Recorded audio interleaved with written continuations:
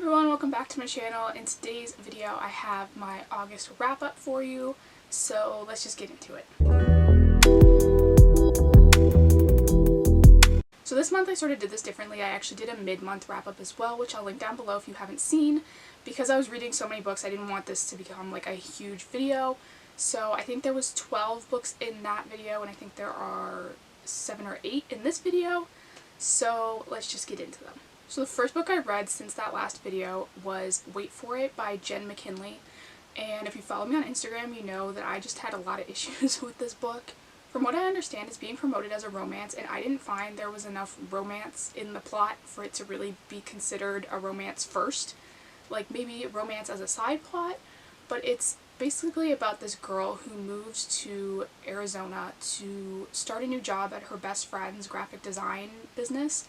And when she moves, she takes this like guest house to live in from this like guy who's living in the mansion next to her, and her friends tell her like, oh, don't go to his house, like you'll never see him, basically he never leaves the house, he's retired, super like reclusive, like you'll never see him, don't even worry about him.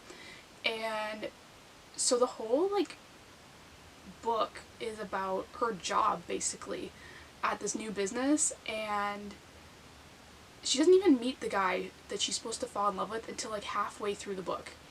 And to me that's just like, that's not a romance, that's just like a side plot, like I said.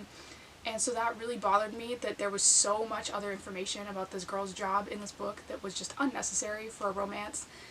And it's also not a workplace romance, so the fact that there was so much information about her job didn't even like really make sense. I gave this one 2 stars, and honestly that's probably like, I would only give it that if you're reading this not expecting a romance. I don't think the book itself would be bad if you weren't expecting it to be a romance when you were reading it, but obviously I was, so that just like kind of ruined it for me. But also, like, I kept thinking I was going to DNF this book because, like I said, there was just so much information about her job. I think this book was like 420 pages, and if I had to guess, maybe 100 of them were about the actual romance. And I just found it was like super underwhelming, and I kept wanting to DNF, and I kept pushing myself through it, thinking like maybe it will get better, and honestly the ending was bad too, so I was so over this book by the time I finished it. I was not a fan, obviously. The next book I read was 99% Mine by Sally Thorne. I was really excited about this one because I obviously loved The Hating Game. And this one I did like, but I know a lot of people said they liked this one more than The Hating Game. I am not one of those people. I think The Hating Game is still better than this one. I'm excited to read her 3rd book. I gave this one 4 stars, I think. And it's a brother's best friend where the brother is the girl's twin. So basically her and her brother and this boy from across the street sort of grew up together, and they are now older obviously, and they're fixing up their grandmother's house, like the twins' grandmother's house, and they've hired this boy from across the street to help them fix it. And so she's spending a lot of time with him and they're getting closer and stuff, but she also has this heart condition that they've kind of always like, I guess, babied her throughout her life, and she was always like missing out on things that they got to do together, and so she was like always sad about it, and this was like her moment of like, I'm gonna prove that I can do this stuff just as well as they can. And so I thought that was cute. This one had a couple really sweet moments in it as well that I really liked, but again, not as good as The Hating Game. Next I read Burnout by Coralie June. This was another Brother's Best Friend book. I just did a video on Brother's Best Friend book recommendations. If you want to check that out, I'll have it linked below as well. And this one was really, really good. It had like a different twist to it that I really liked. And it's not just brother's best friend, it's also teacher-student, because this girl moves in with her brother who she's never met. He's actually her half-brother. And she moves in with him, and he has this guy living with him just temporarily that's his best friend. And she starts falling for him, but he's also a teacher at the high school that she ends up enrolling in. She's 18 and he's 24, I think. But she like missed her last year of high school, I think, and she's deciding whether or not she's just gonna like get her GED or she's actually gonna go back, and she ends up going back to this high school where he's teaching, and so there's obviously like a lot of like conflict there. But this one was really, really good. Definitely like super underrated. I never really hear anyone talking about this, but it's a really good book. I gave this one 4.5 stars because I really love this one, but it's not like a new all-time favorite book of mine, but I did really love it. Next was Maybe Someday by Colleen Hoover, and this one I read for a future video I'm really excited about now. And honestly, I'm gonna say something here. very unpopular book opinion about to be spoken, but I have not been vibing with Colleen Hoover's books, and that was like terrifying me, because I feel like every romance internet person ever loves Colleen Hoover, and I just like, I read Ugly Love, I read November 9, and It Ends With Us. I loved It Ends With Us, and Ugly Love and November 9 I thought were like okay when I was reading them, and then the longer I thought about them, the more I didn't like them. And so I was like, wow, maybe I just really don't like Colleen Hoover's books, and like that would suck. I did, like I said, I liked It Ends With Us, but I was like, maybe that was just like a one-off kind of thing.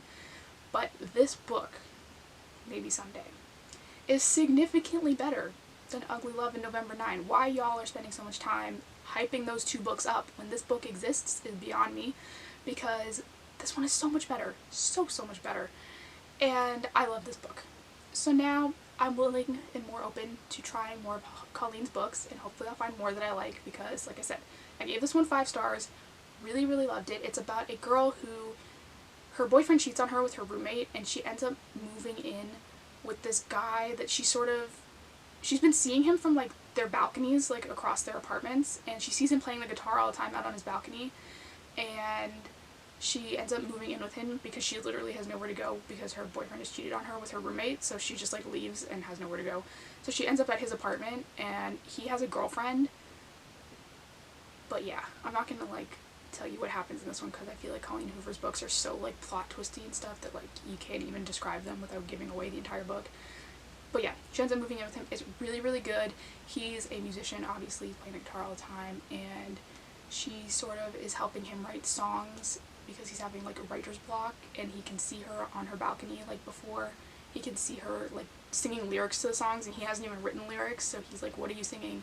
And she doesn't want to tell him, but it's like, it's so good. Like, if you take anything away from this video, you need to read this book. The next 2 books are also for a future video, so I'm gonna like kind of go over them a little quickly. But the first one was The Wrath in the Dawn by Renee Ahdieh, and this one, I'm gonna be honest, I am not used to reading fantasy romance. I have not read a fantasy romance since forever, maybe, unless like Twilight counts. It's probably the only thing I've read that even resembles fantasy romance.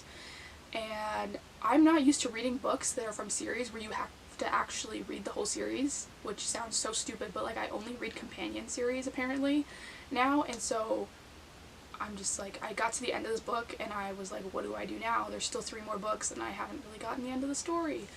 But I did give this one, I think I gave this one either 4 or 4.5 stars, I can't remember. I did really like it. I think it's I saw somewhere that it's like an Arabian Nights retelling, I think, but I don't know if that's right or not. But it's about a king. I think he's the king, he's not the prince. He's like a king, and he takes a new bride every night and then kills her in the morning, basically, and so all these girls are like being killed, and this girl is volunteering herself to be his bride, and people are kind of like, why would she do that? Like, that's so dumb, like she's just gonna end up dead in the morning. But she's going to like avenge her like best friend's death, who was one of his brides and was killed.